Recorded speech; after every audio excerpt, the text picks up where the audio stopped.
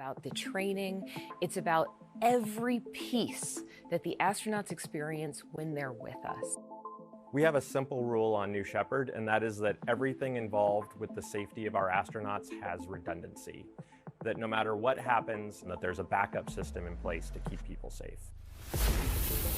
Fundamental to the safety systems on New Shepard is our escape system.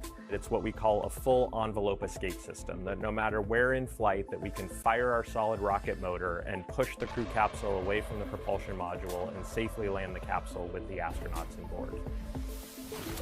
There are 3 parachutes on New Shepard, and that gives us additional redundancy that the crew capsule can land under only just one chute being inflated and still protect the passengers. And when the crew capsule is coming to touchdown, there's a retro thrust system that fires moments before touchdown that takes us from 16 miles an hour down to 2 miles an hour for a very soft touchdown. So all the way from the initial vehicle design and understanding how to provide escape systems, how many astronauts were going to be in it, and how we're going to keep them safe was part of the design from the very beginning. We had done all of this testing for 15 flights before we ever put humans on this rocket. And now we have dozens of flights under our belt, and we have tremendous confidence in all of these safety systems that we have designed. At its core, Blue Origin is a human spaceflight company, and New Shepard is the first step to bringing humanity to space at Blue. This vehicle is for everybody. It is an incredibly comfortable experience. We have flown people who are 90 years old down to 18, people with disabilities, with low vision. Anybody can fly on this rocket. And we'll come back and we'll talk about that. Astronaut training is designed so that folks arrive and learn everything that they need to know about the rocket, about what they'll experience on launch day. We want our astronauts to feel incredibly confident. So they will be trained on every single possible flight day scenario and shown that they can execute what that looks like. Safety is woven into every process that we do at Blue Origin, whether it's the design, the operations, the maintenance, and our mission readiness. When we make the decision that we're ready for a mission, everyone on our team and at Blue feels accountable to keep them safe.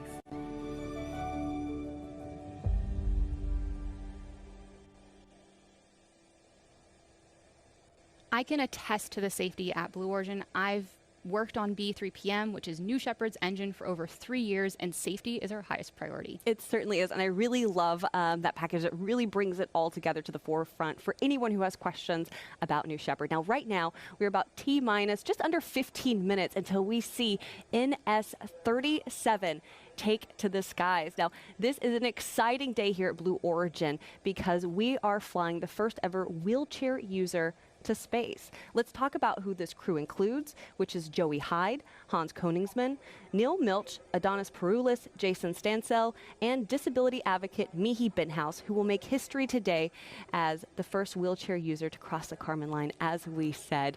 Now, this is such an exciting moment for us, so we're going to toss it over to the rocket right now. Let you sit as you watch New Shepard on the pad, and then the show continues. We've got lots of great stuff for you guys.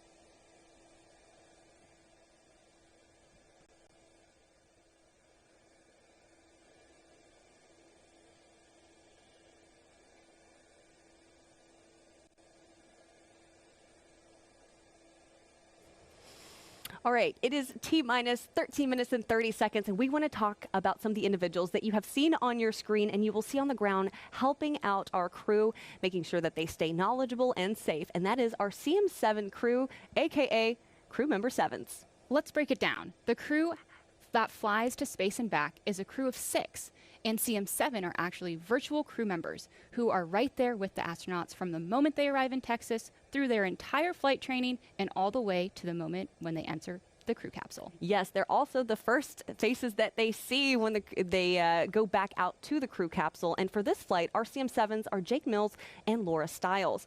The CM7s are embedded in the mission, and they greet them, and they get to greet them once more when they return to Earth. So let's take a look at these impressive individuals, our crew member 7s. Command engine start. 2. Crew member 7 is a very unique role at Blue Origin. And traveling to space is an incredibly life-changing experience. Oh my goodness. You want somebody who's guiding you through it that doesn't just understand the technical side of the rocket and the launch operation, but also has the soft skills to truly support you through this wonderful journey. That's why crew member 7 is so important. There are 6 people that fly on the New Shepard crew capsule. The 7th person is crew member 7. We have 2 crew member 7s for each launch. One of the crew member 7s, they are with the astronauts pretty much 24/7. They are staying at the village, they're training them. We have another crew member 7 that serves as capsule communicator. And that's the person who is back physically in the control room and is actually talking to the astronauts when they're in the capsule. Loud and clear and go for launch. Everyone on the crew member 7 team has to be comfortable in a really dynamic operations environment. You have to be unflappable in anything that might come your way. We have folks from NASA, we have world record holders for skydiving, a nuclear submarine officer. It's truly a very diverse set of people bringing unique skill sets to the table. The most important role for crew member 7 is to instill confidence in the astronauts that we fly on New Shepard. And really that comes down to a very good training program. Safety is absolutely paramount to everything that we do here at Blue as we build this road to space. We have a crew capsule mock-up where we run through full mission simulations. Separation confirmed. You are free to unstrap. So the only surprise on launch day is the incredible view outside of those windows. This is nuts! Where they can look at the Earth and be changed. Oh, wow. And bring that feeling back to Earth with an inspiration to protect the Earth. Because that's what we're doing this for. We are doing this for the benefit of Earth.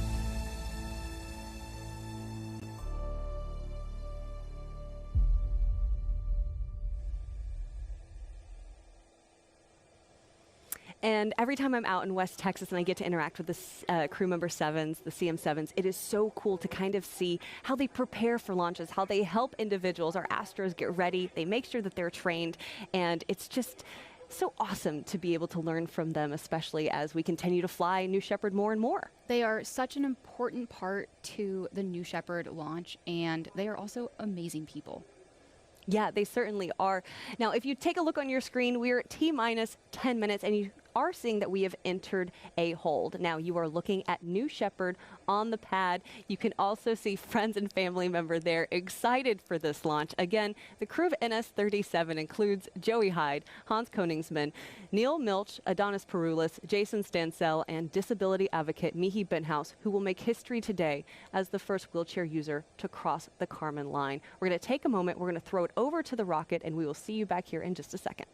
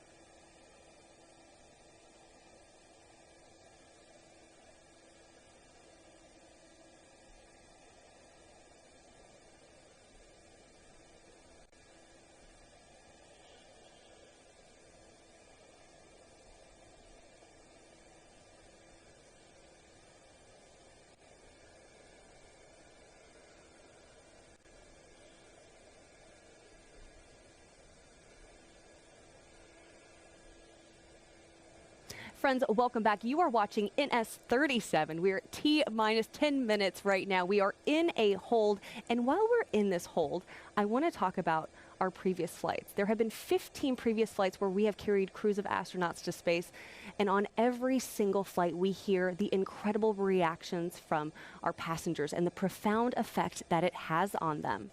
And today, Out of the Blue, which is the name that our crew has named themselves, will add 6 more Astros crossing the Kármán line. Capsule. Go. Holy monkey. Booster. Is this wild? Go. Each person that goes up there. Oh my golly! This is nuts! Ground. Go. All of a sudden has a totally different perspective. Wow, look at that view. Capcom. Go. Of this little place here. New Shepard is go for launch. This is heaven! It's almost like an out-of-body experience. New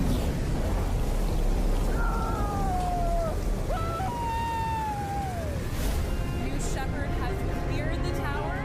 This is a new era where people like a teacher from North Carolina gets to go to space. Space has always been something I've wanted to do, but it's never been accessible until now. Look at that view. Look at the view. It's just unbelievable. You have to see it with your eyes to really, really take it in. Everybody else should go to space. Look at the Earth! Just look outside! Look at the Earth! We're in space! This is a life-changing experience. Everybody needs to do this. It was absolutely insane. I mean, it's the coolest thing ever. Oh my word. I'm just spinning. That was enlightenment. This is the best experience of my life, by far. Everyone in the world deserves to see this. Everyone needs to see this. Oh my God. It's just a dream come true. I want to do this my entire life. I just went to space as the first woman from Mexico. I think we need to give this gift of perspective to everybody. Oh man, this is so cool. I always said I'm gonna do it, and I just did it. We went to space! What you have given me is the most profound experience I can imagine. I can't believe this. As soon as you land, you will want more of it.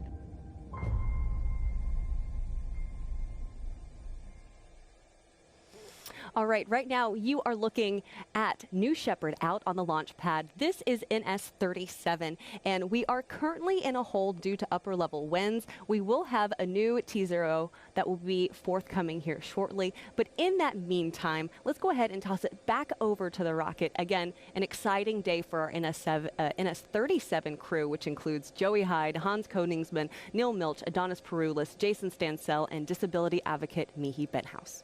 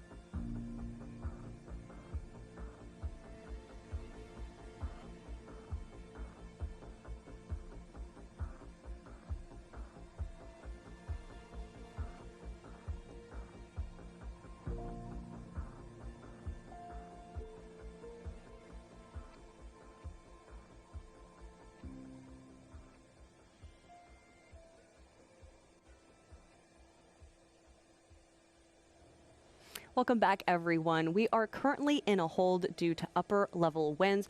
You are watching NS-37.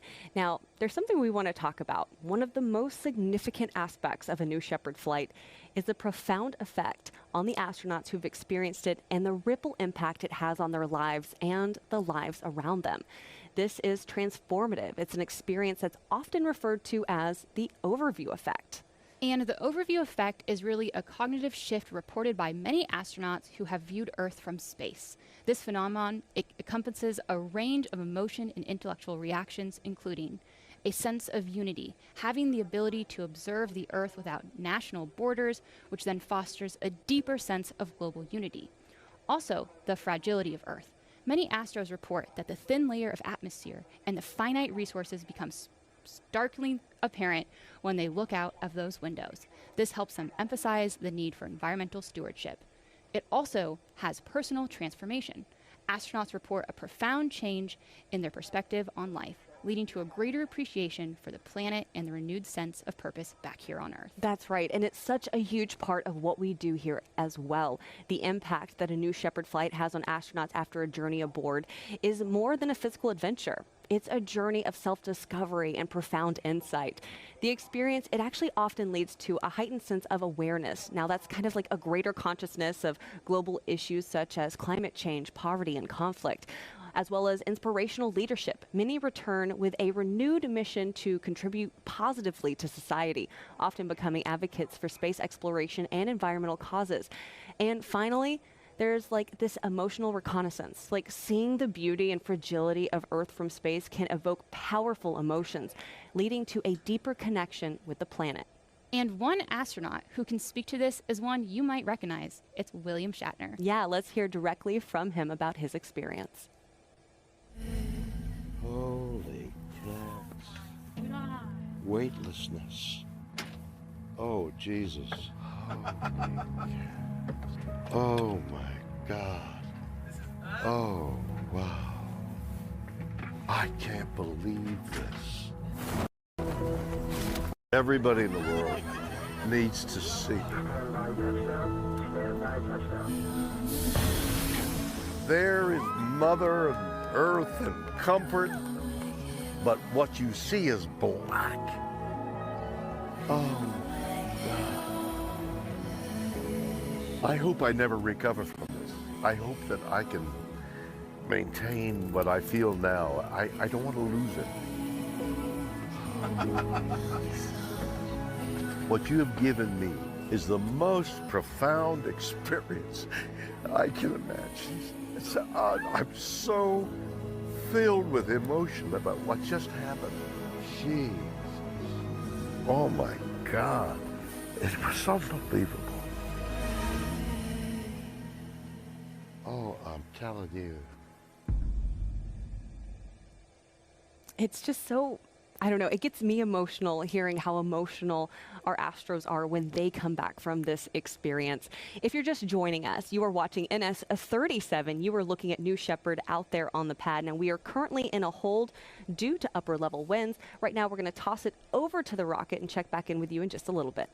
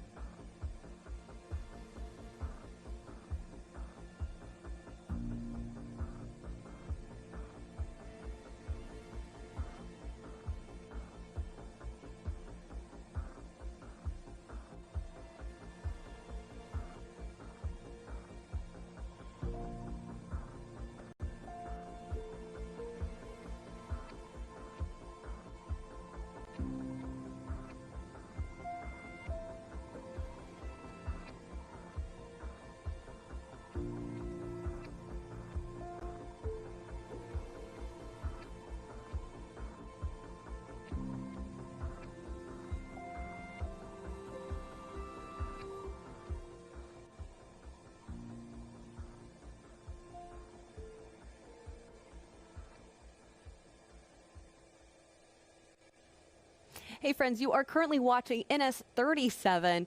We are currently in a hold due to upper level winds, but while we're in this hold, as you might have noticed, I have been joined on the desk by Claire Luce. Now, Claire has worked on the BE-3 engines for a long time, and she recently took on a new role. So Claire, tell me a little bit about your work on the BE-3 and what your new role is.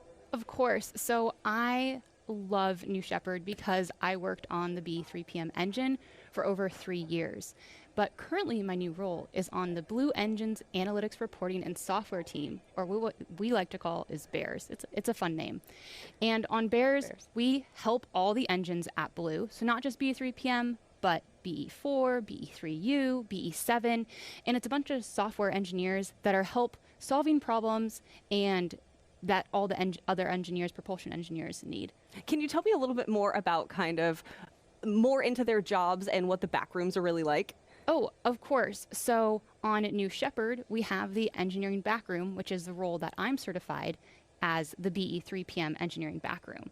And it's a certified role that helps support the controllers. So we have the booster controllers, the capsule controllers, but then there is a whole team of engineers who specialize in subsystems like the BE-3PM engine. So we have these engineers that are monitoring their specific subsystem. Like I said, I'm the BE-3PM engine, and I have teammates that are currently working this launch, but we also have different subsystems like the avionics hardware system or the fluids team. And of course, these are all headed up by our engineering backroom lead. So it is just a few of the people that help make this launch possible. What is launch day like for your team? Well, they wake up really early. You have to be on console at a pretty early hour when the vehicle rolls out. You power the vehicle on.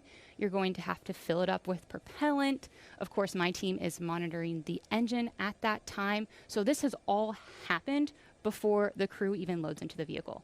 It's got to be an exciting thing. And you've been out to West Texas, I think you told me, about 15 times doing this. Yep.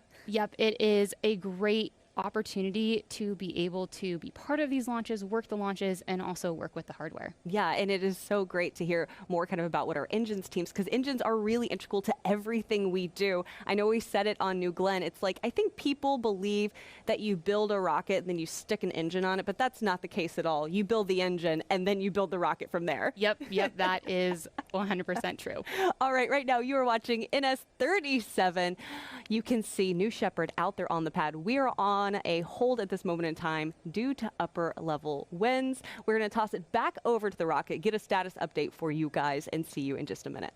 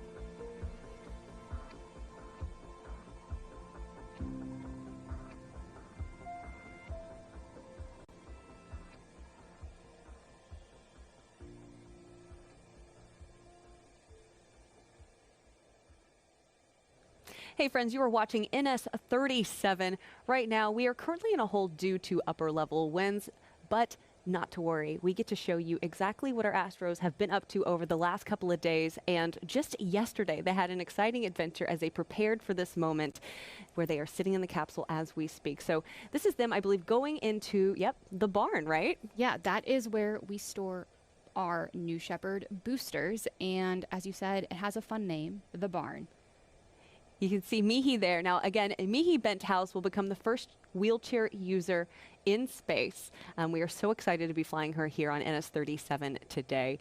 I've actually not yet been inside the barn, but that's on the top of my Blue Origin bucket list, is to go in there and see the booster there. I've seen, of course, the booster out on the landing pad, which is traditional after every flight. All the entire crew here at Blue go out and take a picture with the booster on the landing pad. But this is pretty special to kind of see it still all connected inside the barn. Well, and what is also even more cool is that since we said we had 2 human-rated vehicles, we actually have 2 boosters in there, and you can see them side by side. Oh, that is really, really exciting. You can see Neil there, obviously pretty excited about what he's looking at. Mind blown. There is Hans taking a look at, I'm sure, all the mechanics and engineering of it as well, being a rocket scientist himself. Jason there, and again, Jason is flying in honor of his brother Kevin today. Mihi is taking a look. That is Audrey Powers. She is also one of our NS New Shepard astronauts. Pretty exciting to have her continuing to lead the New Shepard team. Joey, everyone, you know, really getting to learn more about the science behind New Shepard. A great moment for a crew picture. And you can see behind them all of the patches that we have. Those are all the patches that these vehicles have flown. That's it. 37 is a lot. It is. It really is. It's something that I think all of Blue is really proud of. Yeah, right now you're also kind of getting a live look at our crew out there, excited for this moment. Again, you are watching NS-37. We are currently in a hole due to upper level winds. We're going to toss it over to the rocket, get a status update, and be back with you guys shortly.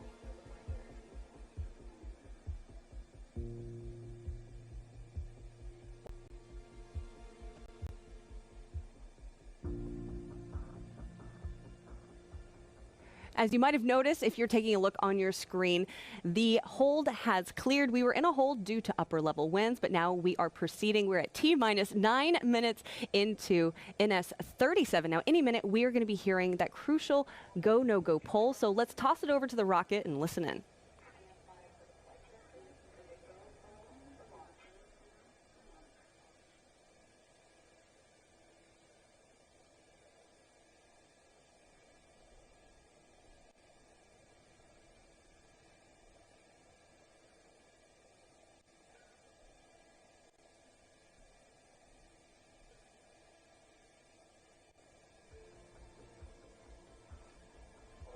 Director with the go pull for terminal count and launch.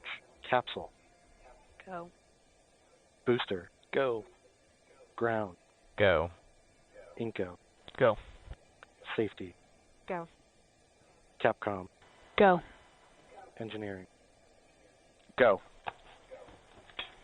Copy all goes. New Shepard is go for launch. Booster, commence the terminal count. We'll kill plate.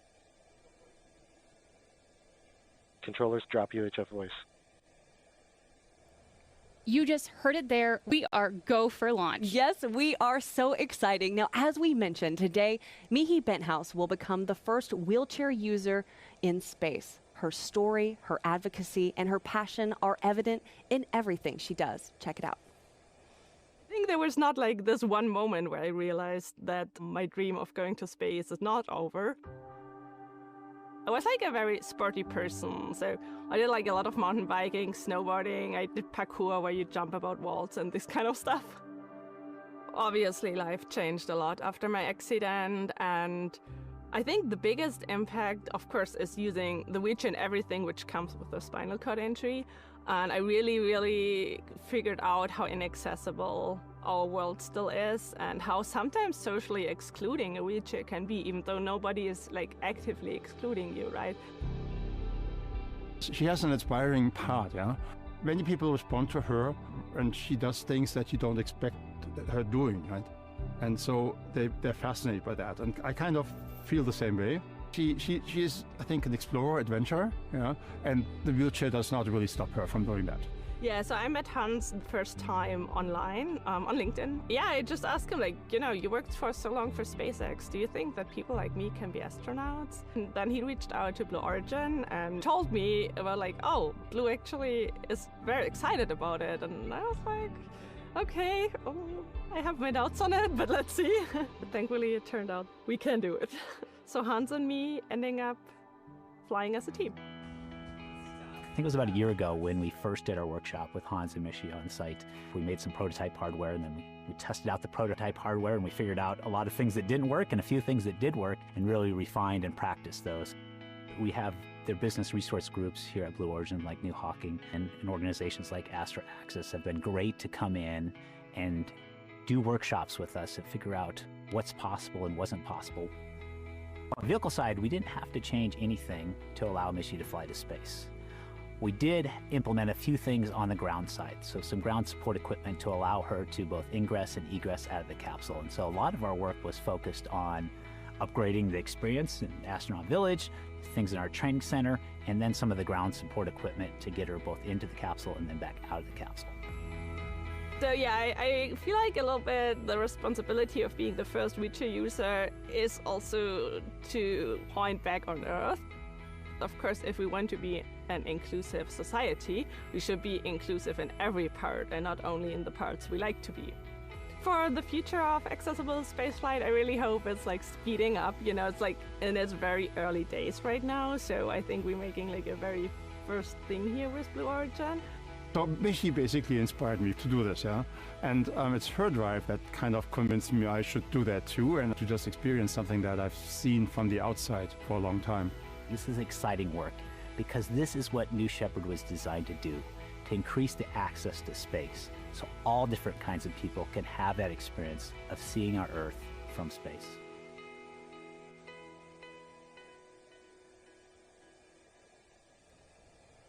You know, Claire, I actually spent the last couple of days in West Texas with the crew of NS-37 and Mihi, and I can tell you, she is just incredible. I know our entire team here at Blue Origin is just so honored and excited to have her fly with us today. So it's so great to get to connect with her and the entire crew. I am so excited to hear about her experience after she lands. Yes, me too. Now let's take a look on your screen and let's go a little into more depth about the flight profile. New Shepard is a suborbital flight and a fantastic way to experience space. It's a simple parabolic flight, a straight up and straight back down flight path that results in some of the cleanest microgravity you can achieve. Yeah, and for some of our viewers who might be tuning in for your very first New Shepard launch, first off, welcome. But our New Shepard rocket has a vertical takeoff and vertical landing. Now, as you're watching, you can see, obviously, the capsule and the booster go up together, and then they separate. At this moment in time, the capsule is experiencing zero-G. Our astros are looking out those big, incredible windows. And then the booster, due to its aerodynamic shape, you can see the fins coming out on this reenactment of it. It helps lead it back down to Earth about 2 miles from where it launched from. While that's happening, the capsule is then also making its way back to Earth. But because of its shape, it's more of like a teardrop type of shape, it's a little slower.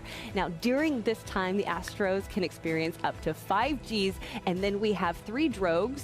Those are those little things. You're like, are those parachutes? No, those are drogues, and those pull out the main parachutes. What's cool about that is New Shepard, again, redundancy, safety built into every system. We only need 1 parachute, but we have 3. And then right before it lands, we have that retro thrust system that puffs up that big little cloud of dust that you see. You think, you're like, man, that's a hard landing. It is not a hard landing. It is soft. It slows it down to 1 to 2 miles per hour. There is the entire flight profile for you on your screen.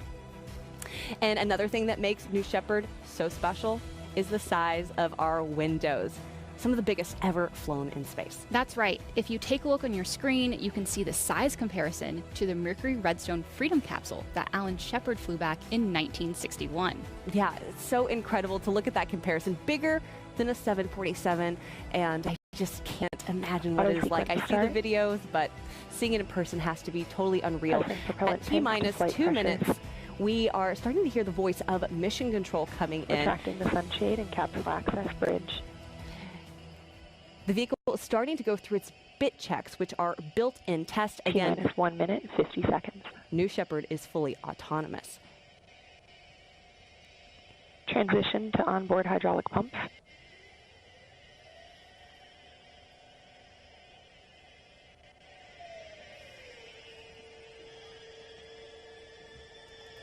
Executing aft fin and PVC bit.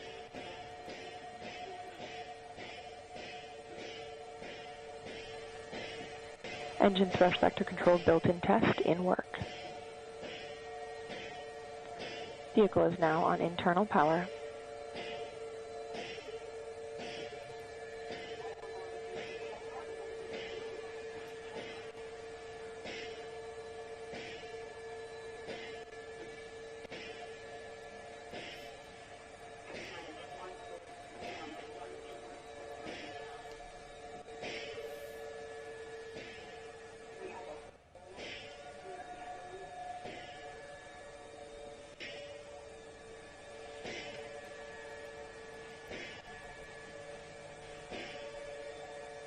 All right, you are looking at New Shepard on the pad. At just under 1 minute, we have entered a hold. We are listening in to the voice of Mission Control, which is Kate Wentworth. Now, as we learn more information about this hold, of course, we are going to pass it along to you. Right now, we're going to toss it over to the rocket and get more information.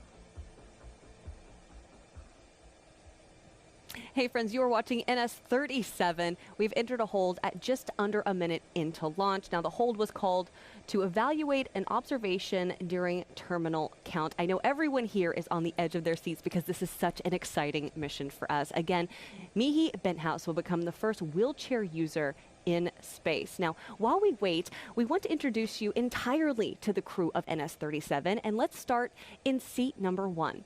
Yes, in seat number 1, we have Neil Milch, a global business executive and entrepreneur. Neil launched his career through Laundry Lux, a family-owned business. He now serves as the chair of the board of trustees at Jackson Laboratory, a nonprofit biomedical research institute, where he supports genetic research to improve human health. Growing up, watching the Gemini and Apollo programs, he adopted the Latin phrase in omnia paratus, meaning ready for anything, to guide his pursuit of science and discovery. And I got to talk to Neil, and I can tell you he is ready for anything. I know he's so excited for today. Let's talk about seat number 2. We have Mihi Benthouse. Now, Mihi is an aerospace and mechatronics engineer at the European Space Agency. She has dedicated her career to scientific collaboration for the advancement of interplanetary exploration. Back in 2018, she was involved in a mountain biking accident that resulted in a spinal cord injury, impacting her ability to walk.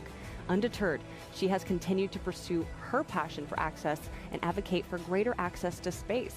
Now, Mihi actually flew aboard a zero-G research flight back in 2022 and completed an analog astronaut mission. She continues to pursue sporting activities outside of work, including wheelchair tennis. In seat number 3, we have Hans Königsmann. Hans is a German-American aerospace engineer whose career has been dedicated to advancing reusable spacecraft and launch vehicles, most notably as an early team member at SpaceX, where he spent 2 decades. He is one of the world's most renowned rocket scientists and remains actively engaged in the aerospace and space exploration community, serving in advisory and board roles across multiple aerospace companies. He is also a licensed pilot who built his own airplane, an avid skier, and the proud father of 2 daughters. He is excited to share his experience to inspire the next generation of space exploration. In seat number 4, we have Adonis Peroulas. Now, he is a seasoned entrepreneur, investor, and mining engineer. He is the founder and chairman of Pella Resources, co-founder of Energy Revolution Ventures, chairman of Rainbow Rare Earths, and the CEO of Chariot Limited, which are all advancing and developing innovative technologies and global opportunities in the energy transition. Now, his career and philanthropic work reflect a consistent commitment to education and the responsible and sustainable development of Earth's resources, combining technical expertise with a vision for long-term environmental and social impacts. His flight aboard New Shepard represents a lifelong dream to see the world from space. In seat number 5, we have Jason Stansell. A self-proclaimed space nerd rooted in West Texas, Jason has watched the space industry expand to offer commercial spaceflight opportunities from his own backyard. With a degree in computer science from Tulane University, he has channeled his enthusiasm for creativity, passion for adventure, and love of science and physics into scuba diving, driving cars, riding motorcycles, flying planes, and of course, studying rocketry. Jason is looking to inspire healthy skepticism and promote science education through his experience. He is also dedicating his flight to his brother Kevin, who passed away in 2016 to a hard-fought battle with brain cancer. In seat number 6, we have Joey Hyde, a physicist and quantitative investor. Joey recently retired from his career at a leading hedge fund. He lives in Florida with his wife and 5 children. His grandparents ignited a fascination with space when they brought him to watch the 1988 launch of the space shuttle Atlantis, which sparked a lifelong curiosity in human spaceflight and exploration, leading him to earn a PhD in astrophysics.